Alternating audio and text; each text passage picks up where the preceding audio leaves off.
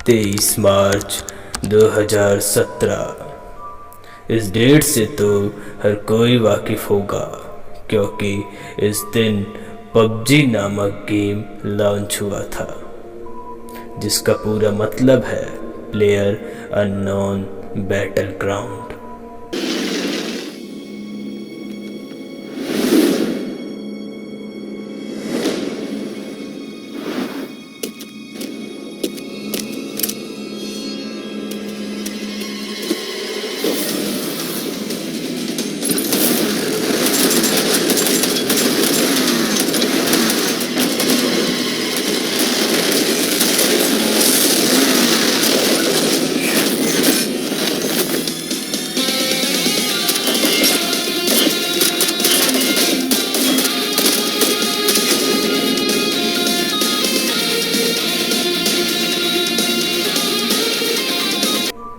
इस गेम ने लोगों को वो एंटरटेनमेंट प्रोवाइड किया है जिसको और कोई ऐप या गेम नहीं प्रोवाइड करा पाया।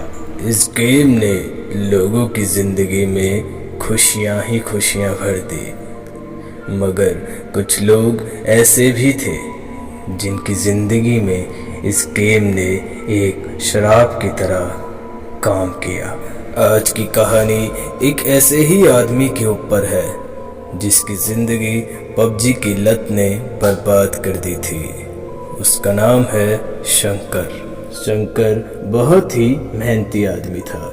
वो दिल्ली में अपने बीवी बच्चों के साथ किराए पे एक मकान पर रहता था। शंकर दिन रात ऑटो चलाकर अपने बीवी बच्चों का पेट पाल रहा था। उसकी ज़िंदगी बहुत ही अच्छी चल रही थी।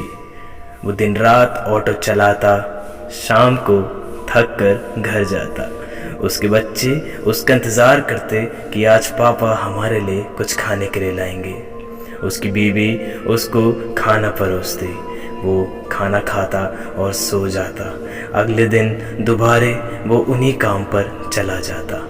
ये सब बहुत ही अच्छा चल रहा था। उनकी खुशियों पे नज़र उस दिन लगी जिस दिन शंकर ने डिसाइड किया कि वो अपने दोस्त कैलाश से मिलने जाएगा, क्योंकि उस दिन कैलाश ऑटो चलाने नहीं गया था। जब अगले दिन शंकर कैलाश के घर गया तो कैलाश घर से बाहर बैठा था। उसके हाथ में फ़ोन था और वो अपने फ़ोन पर कुछ खेल रहा था। कैलाश को फ़ोन पे देख शंकर ने उससे पूछा, अरे भाई कैसा है? कैलाश का कोई जवाब नहीं था। उसने उससे दोबारा पूछा, हेलो, हाँ भाई जवाब तो दे। अरे तू कब आया? भाई मैं तो बहुत देर से यहाँ पे खड़ा था, तू ही मेरी तरफ नहीं देखा था। अरे यार ये गेम ही ऐसा है, मैं क्या करूँ, सारा ध्यान इसी पे था। भाई तुझे गेम की आदत कब से लग गई यार?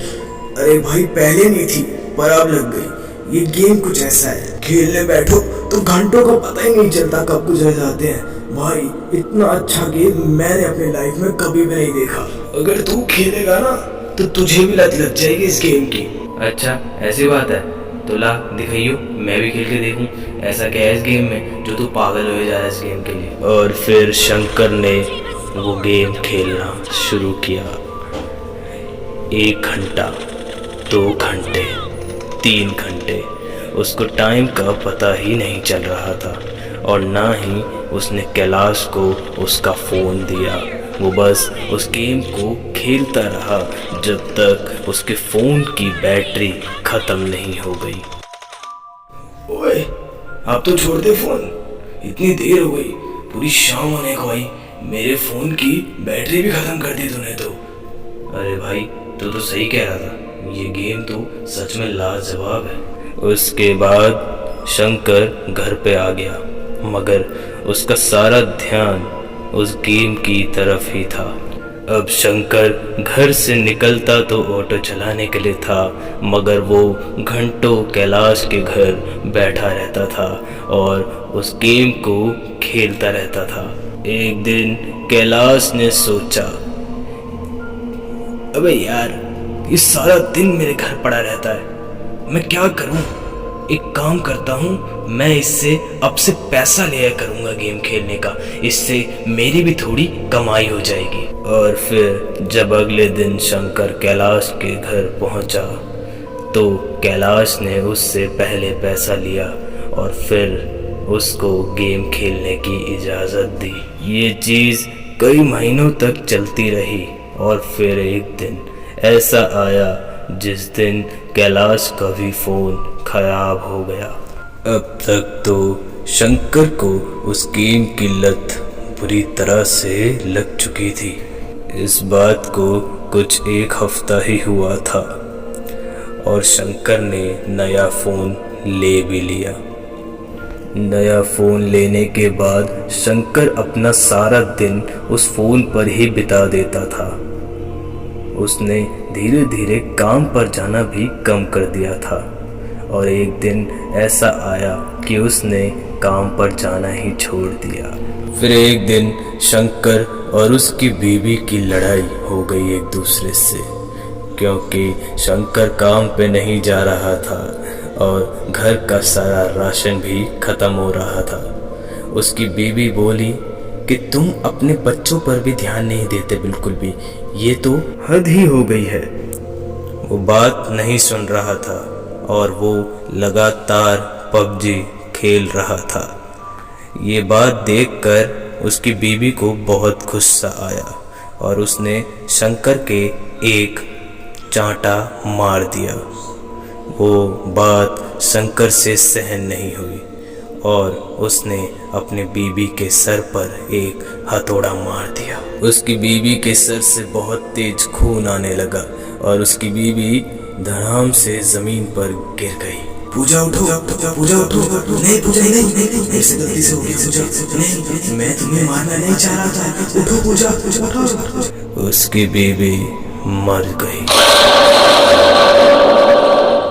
अपनी बीवी की लाश देख वो डर गया। उसने हड़बड़ी में अपनी बीवी को पास ही एक जंगल में दफना दिया। इस इंसिडेंट को घटे 2 हफ्ते हो गए थे और सबसे अजीब बात ये थी कि उनके बच्चों ने एक भी बार उसके पापा से ये नहीं पूछा कि पापा मम्मी कहाँ हैं। वो तो बिल्कुल ऐसे थे जैसे कुछ हुआ ही ना हो, जैसे उन्हें अपनी माँ की कमी महसूस ही नहीं हो रही हो। फिर एक दिन जब शंकर उन दोनों बच्चों को खाना दे रहा था, तभी उन दोनों बच्चों में से एक ने पूछा, पापा आप माँ को हमेशा अपने कंधे के ऊपर ही बिठाकर क्यों रखते हो?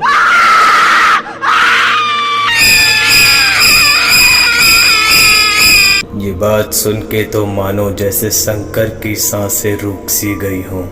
उसका शरीर डर से भर गया था, क्योंकि उसकी बीवी ने उसका साथ छोड़ा ही नहीं था। वो तो हमेशा उसके साथ थी।